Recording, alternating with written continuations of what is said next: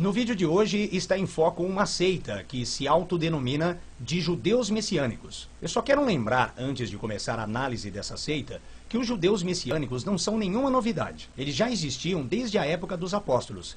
Vejamos o que diz o apóstolo Paulo quando teve que enfrentá-los por causa dos falsos irmãos que se entremeteram com o fim de espreitar a nossa liberdade que temos em Cristo Jesus e reduzir-nos à escravidão. Bem, esses falsos irmãos que o apóstolo Paulo se refere, trata-se desses judeus messiânicos, que por carregarem junto consigo as leis de Moisés, eles ficavam espreitando a liberdade dos cristãos e tentando implantar novamente a Torá ou a lei de Moisés. Mas vamos prosseguir analisando o que os judeus messiânicos de hoje ensinam e conferir tudo isso com a própria Escritura. Vamos lá? Os judeus messiânicos dizem que o nome cristão veio de Constantino e que os seguidores de Jesus no Novo Testamento não são chamados de cristãos, e sim de judeus messiânicos. Olha, é certo que Constantino fez muita besteira e acabou também introduzindo muitas coisas erradas no cristianismo da sua época. Mas não podemos culpar a Constantino aquilo que Constantino não tem culpa. Veja que isso é uma mentira,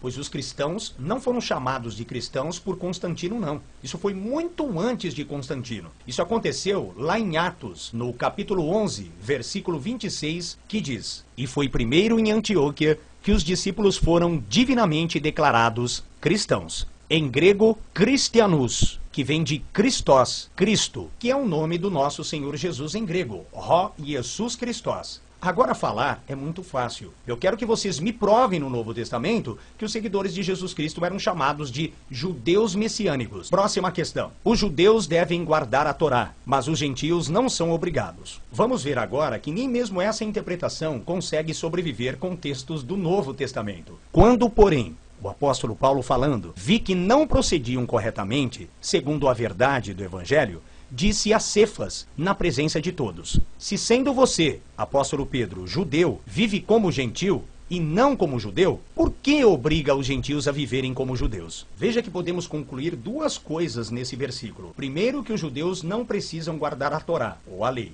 E segundo, que os gentios eram, sim, obrigados pelo apóstolo Pedro a guardar a Torá. Veja que o texto não está ensinando que o apóstolo Pedro era inicialmente um judeu messiânico, porque Paulo diz expressamente que ele vivia como gentil, ou seja, não guardava as leis, não estava debaixo da Torá. Só que para ficar de bem com os judeus, ou para ficar bem com os judeus, ele obrigava os gentios a guardarem as leis. Os judeus messiânicos dizem: a graça não aboliu a Torá. Olha, pessoal, são tantos os textos que depõem contra essa afirmação dos judeus messiânicos que, se eu fosse citar todos e explicar todos, eu acho que eu passaria aqui horas e horas e horas e ainda assim teria muita coisa a mais para gravar.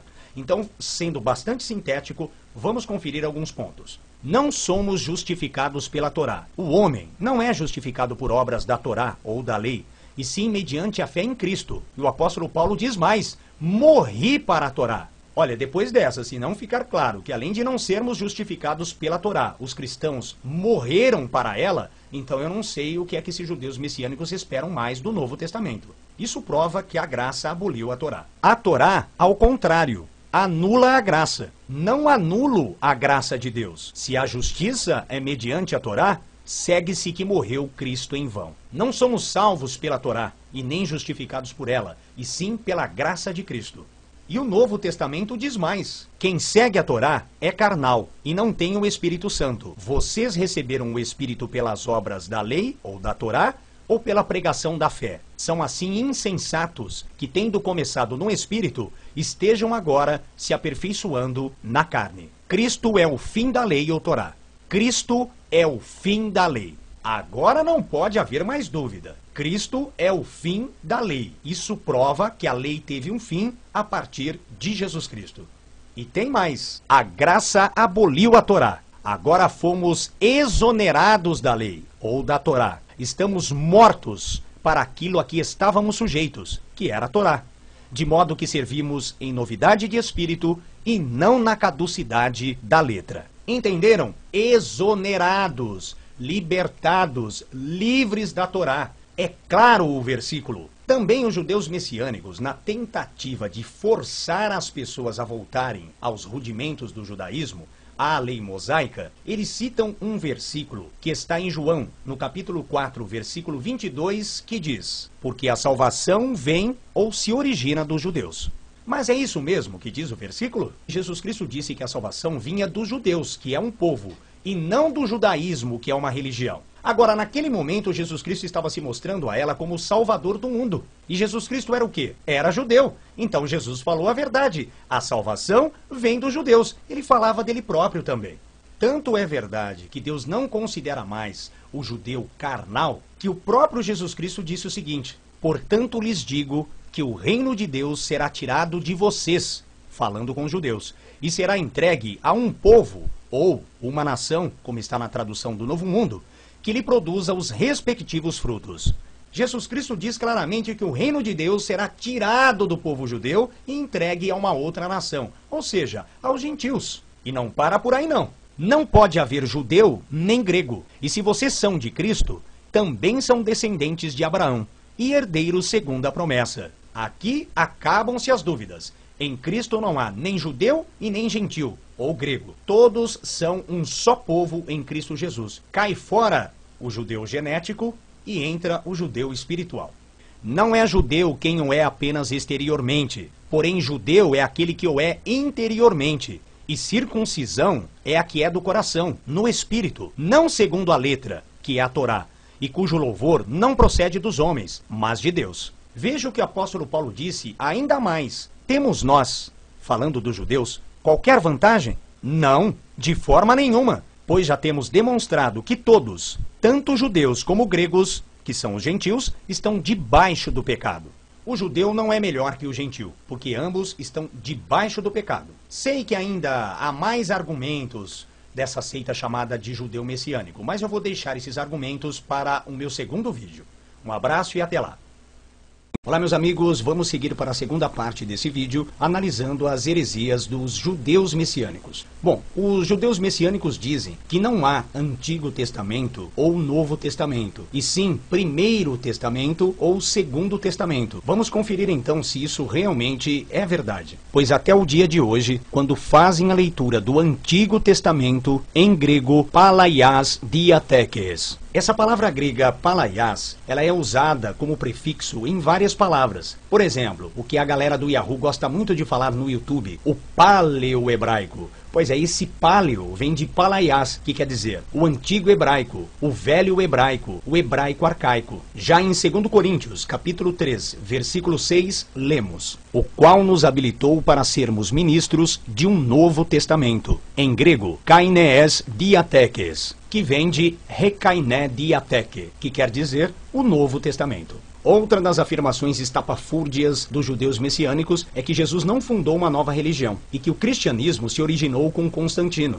Mas isso não é verdade, tanto que Constantino aderiu ao cristianismo e ele só poderia aderir a algo que já existia. Mas vamos conferir se Jesus Cristo fundou ou não uma nova religião e, portanto, uma igreja. Jesus Cristo disse: você é Pedro, e sobre esta rocha, que na verdade era o próprio Cristo, edificarei ou construirei a minha igreja. Em grego, ecclesian, que vem de eclesia, igreja, congregação. Veja que essa palavra foi usada como um termo técnico no Novo Testamento para se referir ao grupo de seguidores de Jesus. Ela não é aplicada à congregação dos judeus da época de Cristo, a não ser uma única vez que eu me lembro, foi aplicada à congregação do Israel antigo. Quando o Novo Testamento se refere à reunião dos falsos judeus, ele bem poderia chamar de igreja de Satã, mas ele não faz, ele chama de sinagoga de Satã. Igreja é só de Deus e ponto final. Só esse versículo já serviria para mostrar que Jesus Cristo fundou a sua própria igreja e sobre si mesmo. Por isso ela é indestrutível. Evidentemente que para construir uma igreja ele teria que formar o seu rebanho, e de fato ele formou, o que já mostra que Jesus Cristo angariou um grupo que era diferente tanto do judaísmo da sua época como das outras religiões. É isso que se configura uma igreja. Ou o grupo de seguidores de Jesus se reuniam para falar de política, de obras sociais? É evidente que não.